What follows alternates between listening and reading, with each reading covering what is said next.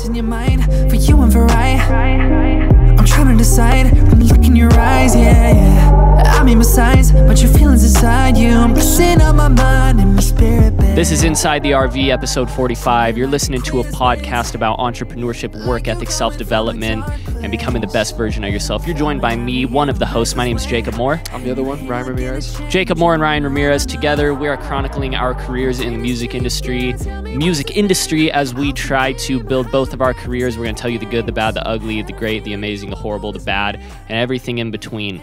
And one of the biggest things that I've learned in the past couple weeks is that you need to be a leader. You need to be an absolute leader in your life. Ryan's smiling because he knows that I've just been fucking ruthless lately. He's been pretty ruthless. I had to go through a bunch of bullshit and a bunch of me being too scared to say stuff to certain people and honestly not providing results and having shitty ass results from this team, from other business teams that I've been on. And that was happening as a result of me not being a leader and not being confident in my skills and not truly embodying the traits of a leader. Now, to me, leadership involves a ton of different things that, we may not be able to touch on all of them in this episode. But for me, a crucial thing is being able to trust your own decision making. I think that is just such an important part of being a leader. Now, me and Ryan and Sticks and our team, there's been so much shit up in the air, and I felt like everybody was making different decisions of what we all wanted. And a big part of it for me was I just wasn't confident enough in my own decisions to put my foot down as the manager and say, Ryan, Sticks, we're going to do this. This is how it's going to go. Here's the plan, this and that. And I was afraid, I didn't have the confidence to trust in my own skill set, in my own experience, in my own intelligence. And that's not the trait of a fucking leader. Those are the traits of someone who has no confidence and someone who does not win. Okay. Yeah. And after reading Winning by Tim Grover, that shit fired me up. After delivering results to myself every single day for the past couple weeks, after keeping the promises I've made to myself, after fucking exceeding my own expectations, after providing financial results, physical, all these crazy fucking results to myself over the past couple weeks, I realized that I am a fucking leader. And I realized that I have skills, I have intelligence, I have experience in a particular lane. I don't know everything, but that's the thing about leadership is I wasn't being a leader because I wasn't confident in my decision making. I was questioning my abilities and all that shit. And then as soon as I started acting, producing results, and most importantly, I stopped giving a fuck about what people think, dude. Yeah. I'm sorry, Ryan. I'm not sorry. I'm not fucking afraid to hurt your feelings, dude. Yeah. If you get your feelings hurt by me spitting the truth and trying to bring greater results to the whole team, that's a you problem. Yep. You need to figure that out. Yeah. Okay? Sticks needs to figure that out. If I get my feelings hurt by one of you guys and you guys are just doing your due diligence as a great teammate to provide the most optimal results, if I get my feelings hurt by that, that's a fucking me problem. And I need to work on that and control my emotions and understand what's for the greater good of the team. And so it's not that you're being a dick or you're being such an asshole, but as a leader, you need to be able to put your foot down, make decisions, and not be afraid to hurt people's feelings. But the result of all that, so what's the point, right? What's the point? The point is that we want to win. Yeah. The point is that we want to show results, okay? And I just got so sick of myself. There's tons of results that I want in our music team that I'm not seeing. And I was bitching about them for a while, and I was like, oh, it's hard to work with Ryan and Sticks, this and that, blah, blah. But then I was like, Jacob, look at yourself. What are you doing as a leader to help push the limits and bring the results that I want to bring? And as soon as I had that self-reflection and I realized that I needed to be more confident in my decisions, dude, things changed. And maybe you can already see that over the past week or two. I'm just trying to line things up now, Yeah, you feel more in control. 100%. So, yeah, and I think what goes with being a leader too is understanding, what you said earlier, I don't care if I hurt your feelings. Yeah.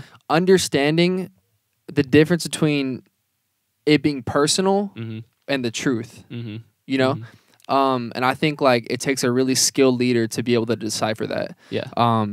Now I think we're all human, and we're obviously sometimes we're gonna feel shit. There's no doubt about that. But I think recognizing those emotions and kind of stepping away from your body in a sense, and looking at it and being like, oh, okay, I'm feeling those things. That's natural maybe, but what's the correct way for me to respond to this and take action based on the truth of shit? And I think that is the most powerful thing. Like, if you are able to take the truth from somebody and apply what they say, I think there's so much power to that. And I think that's one of like the leading traits of like successful people. I really do, because at the end of the day, in order to get results, you have to keep changing and fixing and solving problems as you go along. And a lot of that, there's a lot of like scary and harsh truth like underlying that. And it's crazy because like the music industry is, the older we get, like, I'm just like, this shit is so fucking cutthroat. Like, it's like before, like I knew it was gonna be cutthroat, but now I really feel it. So now like there's so much like truth and reality to a lot of things that I'm learning about it, that I have to look at myself and say, yeah, this is really fucking hard, but I'm gonna man up and be a leader and take it day by day and make sure that I'm doing the right shit and producing results and listening to my team members, and also me putting my foot down, vice versa, if I feel like something is missing or whatever. And I think as a collective, having a team of however many people, 3, 4, 5, whatever, who all do that shit, that's like some powerful shit. And I think that like it's hard. It can be really fucking hard, and it can hurt a lot of times, but I think that's what really builds like a winning fucking organization, and people feel that shit, you know? Now, it is difficult, but you want to know what makes it easy? You want to know what makes it easier? Respecting the particular intelligence, skill, and experience of that teammate. Yeah. I had a phone call with you. Me and Ryan probably had like 2 or 3 phone calls where we were like hashing it out. Yeah. Like I called Ryan. I was like, bro, I've been arguing with you in my head all week. And he was like, me too, you know? And we hashed it out, and we were like telling it. And then I think before that, there was a conversation where we were FaceTiming. I was like, no, you're fucking wrong. You were like, you're wrong. We were going back and forth. Yeah. But amidst all of that, I realized this, and I told you this on the phone, that I have experience and skill and intelligence in a particular lane, and you have yours in your particular lane. So what I was doing is like, what I had to do is that when it came to the creative decisions about music, about performance, about dancing, about style, about dressing you, about making you look attractive, all this stuff, like, that's not my area of expertise. And as a leader, I had to realize, Jacob, Ryan and Styx, they fucking kill that shit. So I was trying to put like 110% into everything when I was really only skilled in that area at like 15 or 20%. You know what I'm saying? So going back to what you said, to make it easier working with a team where everybody has those leadership traits, everyone's confident in their own skills. Well, as a leader, so it's like, okay, that may seem contradictory. Wouldn't everyone clash because everyone thinks they're right? No, because leaders respect when someone is better than them at something. You're the songwriter, bro. They recognize the role. Exactly. Your role. You're the songwriter. You're the artist. You rock the clothes. You are the product, you know? And so like, for example, so here's an example. So I would get all wrapped up in my head about like, what should Ryan look like in his Instagram photos? What should he be wearing? That's not my skill set. That's fucking Styx's skill set and a little bit of yours. Right? So I would be sitting here and I'd be like, fuck, dude, Ryan and Styx like want to post this and they want to like make him like this. And I'm like, that's why you're on the team though. That's what we hired Styx for. That's what you're hired for. We're all hired for a role. So I really had to realize over the past couple weeks, like, dude, Jacob, you put all fucking 110% energy into your lane. But as a leader, you need to respect that Ryan and Styx are way more skilled at you than me. Excuse me. Jacob, Ryan and Styx are way more skilled than you at the creative aspect of all of this. You know what I'm saying? And at the same time, I need to put my foot down on more business decisions where I can prove that I have the best strategy or whatever it is, or I'm making the best decision because that's my role. And so that's been like the biggest thing, because I feel like what was fucking us up, bro, is that like you obviously as the independent artist, you want to be an independent artist and you want to be a leader. You were putting your hands in some of the business decisions and I was just kind of letting that happen. Not that you're not that skilled, but it's like that's my area of expertise. Yeah. And at the same time, I would be like, Ryan, this needs to be your sound, whatever, this and that. But that's not my expertise. You know what I'm saying? So that's like so I feel like that's where all the whole fucking disconnect was over the past couple of weeks, where like we feel like shit hasn't been good. But now I'm really learning like to respect your role, to respect your intelligence. The vice versa, in your lane though. You know what I'm saying? Yeah, for sure. And so, but that doesn't mean that I'm not down to listen to you if you have like a business thing or whatever. You're like, hey man, I think we should do this. Like I'm always open-minded and gonna listen. But yeah, I've just learned to really respect people's roles. Yeah. You know what I'm saying? I think it's just kind of weighing, like, because sometimes I do like your opinion on certain things. Like, yo, does this caption, like, do you like it? Whatever. Sometimes creative things like, oh, in this song, like, how's the mix? Like, there's certain things like that, and vice versa too. But I think at the end of the day, like what you said, if we're kind of going off of, if there's too many opinions, like it gets tough, and so you kind of have to weigh, like, okay, maybe I don't feel this way completely about it, but I trust that you, I just trust you. Yeah. And I'll do what you think about it. Just like, okay, even the TikTok shit, right? I've always told you this whole time, like, this ain't my shit. Like, I don't want to do it. I can't find my shit, whatever. Yeah. And you telling me no, because in a strategic way, you need to be doing it. Yeah. Creatively, figure it out and play with it and have fun with it. But we need to do this and make these moves. Yeah. So I at first I disagree, but I was like, okay, I trust you because you did all the research on it, the knowledge, you've seen it, you're on TikTok, et cetera, et cetera. I may not 100% want to do it and agree, but I'm going to trust you, you know? Now here's my example of that for me. The show. Yeah. Your OC Fair show. Like, you guys wanted to do Ride with me, and I was talking to Styx about, when we were on the phone that one day, I was like, why don't we bring the dancers in like every now and then or whatever? And so I'm out here as the business guy trying to make decisions on how the performance should be, you know, how you should look during the show, what songs you should perform. That's not my fucking expertise, bro. You're the guy performing. Styx is the guy with the massive touring and choreography history. Why am I even wasting my brain power and time trying to argue with you guys? Yeah. That's you guys are obviously more skilled in that realm, you know? Yeah. So that was like the first turning point for me where I was like, okay, I get it now. And a big thing too, what blew my mind was when I was like, Styx, why don't we have the dancers come up like every, you know, chorus or whatever, this and that? And he went, Jacob, that's fucking corny, bro. Why the fuck are we just going to bring that? It loses the power of it. He's like, no, we need to bring them in for the whole fucking song, have them go hard as fuck, whatever. And when he said that to me, I stopped and I went, that's why Styx runs the shows. Yeah. That's why you don't let the business guy decide how the creative performance is going to go. That's not my fucking shit. Yeah. So, yeah, man. Yeah, respecting the roles. Now, here's another thing. A leader will be ruthless in their pursuit to win. Ruthless in their pursuit to win. Yeah. That's what I've been thinking. I've been reflecting after reading the book, after having those conversations with you and Styx, all this shit. And I'm like, Jacob, what is the trait of a leader? Ruthlessness in pursuit of the win. Now that's by any legal and ethical means, right? When people hear ruthless, they think like, I'm gonna go fucking kill your family, like so that you're distracted. And you know what I mean? Yeah. But it's just part of being ruthless is being willing to take or accept any situation as long as it's legal and ethical, once again. You know, as long as that's gonna help you get to the top without hurting anyone else or fucking anybody else up. That's my definition of it.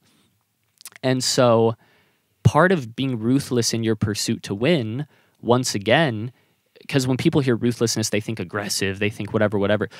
Part of being ruthless is telling yourself, damn, I got to stop for a minute and chill. So let's go back to what we were saying. Like, if I want to be ruthless in my pursuit to win, sometimes I have to stop myself. And I have to say, Jacob, that's not your area of expertise. Jacob, just because you like that idea that you came up with doesn't mean it's the best for the team. So sometimes being ruthless is being able to grab yourself by the neck and ring your own bell and say, hey, fucker, chill. Yeah.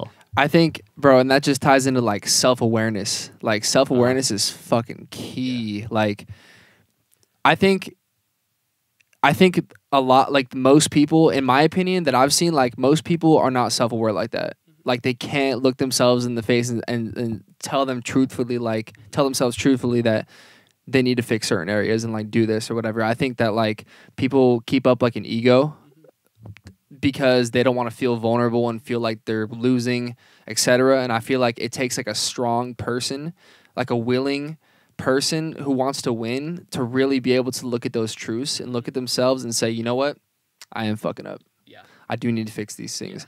And it goes for everybody too, like our whole team. I have moments where I feel like, or I look at myself like that. Maybe it takes me a second, but I know in the back of my head, yeah, I got to fix that. And then I do it, you know? So I think that self-awareness is like fucking key and the self-awareness to know that the truth, like to know, like, okay, is it the truth, or wait, is it not the truth to you, or is it just your feelings about it that's fucking you up and like stopping you from accepting it, basically? You know what I mean? Because one thing that I listened to that Ed Milet, Tim Grover podcast again, and he was like, one thing that the truth does is brings more emotions, because a lot of times it hurts and it's harsh, and like you got to master that skill of looking past those emotions. Yeah. I mean, a side note, everybody needs to go listen to, Tim Grover was on there twice, right? For Relentless. And yeah. Go listen to Ed Milet's episodes of Max Out, his podcast with Tim Grover. I think there's 2. And go read Relentless. And I mean, dude, you guys got to go read the book Winning. Ryan bought it for me because he was so moved by it. I read it. I read a chapter a night. I had the last 4 chapters. I burned through all 4 in one night because it was that good. I finished it and I was like, dude, it's just super cutthroat, super raw, super real, super like palatable. There's not a ton of big words in it. Yeah. You know what I mean? Tim Grover just sits you down like the harsh uncle or whatever, the badass uncle, and says, here's what you got to do. Yeah. And he tells you how to be a fucking winner. Yeah. It's crazy. Now, leaders... Oh, God, I had a great point. I forgot what it was going to be, too. Damn, because I went off on that tangent on that book. I'm actually going to read it a second time. Nice. Yeah, I've been like letting it gel in my mind, and I'm just like driving, thinking of all the leadership traits and shit like that or whatever. And then after probably within the next 2-3 days, I'm going to pick it back up and read it again. It was that fucking good, dude. I think it's literally like probably the best book I've ever read, or like top 5, for sure top 5, but I don't know. So for sure, here's 2. Here's 2 books for sure. Winning, and which one? Guess. Did I read it too? You've read it too, yeah. It's one of the OG ones about socializing with people and shit. Oh, How to Win Friends and Influence People? Yeah, yes. Okay. Those 2 books, to one. me, How to Win Friends and Influence People by Dale Carnegie, right? Yeah. Yeah, Dale Carnegie, yes. All these guys have names of like 1930s aristocrats who like, yeah. Yeah. Gotcha. Anywho, leaders are ruthless in their pursuit to win. And, dude, I'm drawing a blank, bro. I'm totally drawing a blank on what the other point was. It's, you know what, though? It's interesting because that you said those 2 books, because I think that the tone of those 2 books are like opposites. For sure. Like Winning is so cutthroat, like aggressive, like ruthless. But then How to Win Friends and Influence People is very like polite and like cordial and listening to the other person and like empathizing and just like shit like that. But I think it's funny because I think like you gotta have both of those, you know, because I think that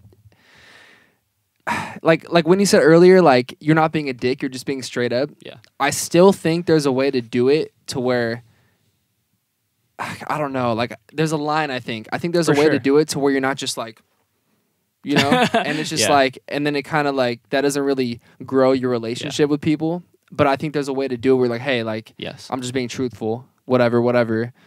But still being a nice guy about it, and like, I don't know, like I think there's a line there. I think you have to take the like super raw, you know, the guide that Tim Grover gives you in Winning and Relentless. You have to take that rawness, and when you communicate with yourself, when you're in the gym at 5 a.m. or you're recording or you're doing whatever, you talk to yourself however you want. Yeah. But when you take those skills and traits and all that stuff of winners and you're trying to express it to another person, you do need to be really conscious about, okay, is the way that I'm expressing this going to fuck them or is it going to boost them? Because at the end of the day too, like relationships are everything. Yes. You know? And a lot of times, like, I think there's a certain line of empathy and, like, generosity you got to show other people to build relationships. Yes. So I think that you got to ride that somehow, you know? Yeah, like if someone screws you on something, you can't be like, so the truth is, hey, you were late to this, or you screwed me on this, or whatever. That's the truth. And you can either express it like, you screwed me on this, this and that, or you can say like, hey, this is what happened. This is exactly what you did. This is how it fucked me. You can't do it again. Whatever, this and that. And you can be like straightforward, but nice about it. Yeah. Nice and then move on from it and just be like, hey, just don't let it happen again. Boom. Yeah. And then... So I spoke in the beginning about how leaders are confident in their decision making, right? So you're confident in those decisions that you make and you live with the outcome, okay? So let's say that you made that decision and it actually fucked you. It fucked your team. Well, you, as the leader who made that decision, it's your turn to drive the boat and drive through the treacherous waters and make sure that you guys come out of that. That's a huge trait of a leader. Now, I'm not going to dive too deep into that one. I just wanted to touch on that. But here's another one, okay? So when you make those decisions, I want, like, for example, I want Ryan and Sticks to trust me. Everything I tell them about social media, about marketing, about all this stuff, sure, I have tons of skills. I have tons of experience. I'm an intelligent guy. I got my degree. I worked for companies, blah, blah, blah. But guess what? Here's the number one thing that leaders do. They show results. They show results. I can tell Sticks and Ryan, hey, this is the social media strategy we're doing. This is how often we're going to utilize these platforms because X, Y, Z, whatever. I've read all the articles. Not all of them. I've read the articles. I've done the research. I've explained to Ryan and Sticks logically how it all works out. But guess what? It's the fucking result that matters. So when I tell them, hey, you guys need to be posting on social media in this way, Ryan, your brand needs to be expressed in this way based on the data we have on how like our target audience behaves, whatever, that's all good and dandy. But guess what? There has to be a positive result from that. So a real world example of that is social media. I told Ryan, hey, we need to post on Reels and TikTok this many times. This is the type of content we should aim for on Instagram specifically for the feed. We should do this. I gave Ryan this social media plan that we're still kind of working on. But now, if all of your engagement goes down, that confident decision making that I had is nothing. Because it didn't provide results. So that's the one thing about leaders is they show results. So if you're going to make that decision and you're going to step in the shoes of the leader and you're going to be confident in it, it can't just be confidence that's hollow that comes from you saying, I'm a leader. I'm a leader. No, you do your fucking due diligence and you research. Like before I told you how we're going to post on TikTok and how we're going to attack that, bro, for 2 whole fucking days, I dedicated like hours researching, watching YouTube videos, looking at my own TikToks from my candle company. You gotta earn that feeling of leadership. You got to earn it. Yes. You know? And then I felt confident enough to where I said, okay, everything I'm about to tell Ryan, I'm confident is going to provide results in this particular time frame or whatever. So that's the other thing, dude. Yeah, leaders show fucked results. So if you want to make a decision and be the leader, well, you either be prepared to show results or you be prepared to take the shit that's going to come with it from not showing results. Yeah. Yeah. Great. Yeah, I've learned a lot about leadership in the past couple weeks, man. That's great. Past couple weeks, yeah. I think one thing too I want to add is like it's going back to surrounding yourself with a great team, right? Because if everybody has like this kind of mindset and qualities, like the leadership qualities and shit, look, like we're human, right? And sometimes we fall like hard. Like sometimes I fall mentally, like I'm just you know me. You know, sometimes I fall off and I just like get caught up in like a whirlwind of emotions and like anxiety and whatever. And it's comforting to know that my team member, you, can get me out of that with that strong mindset, and vice versa, because I know we both had moments where like we fell off or like we whatever, and we kind of picked each other back up. So I think it's so crucial that you make sure like everyone on your team thinks like that. Because if one person thinks like that and the other people, they're not as dedicated to that kind of mindset, like it will drag everybody down. And the person who is thinking the correct way, that way, they're going to feel a weight on their shoulders because they feel like they can't even be truthful with the other team members. They can't even be straight up.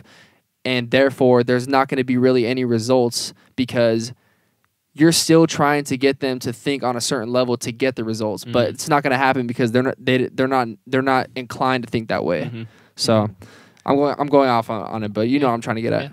You're only as strong as your weakest link. Exactly. That's it, dude. That wrapped it up. Yeah. No, that's it. And that's important too, bro, because I've worked on enough teams now to realize, like, you got to know when you have a weak link. Yeah. And you either got to be able to help them become stronger or cut it loose. Now, here's the deal. Once again, self-examination. What do you call it? Self-assessment, whatever. Yeah. Are you the weak link? Yeah.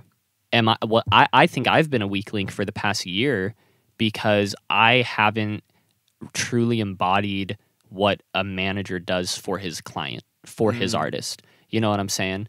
And now I'm starting to adopt that confidence, that intelligence in music. I'm doing my research. I'm more enthralled in music.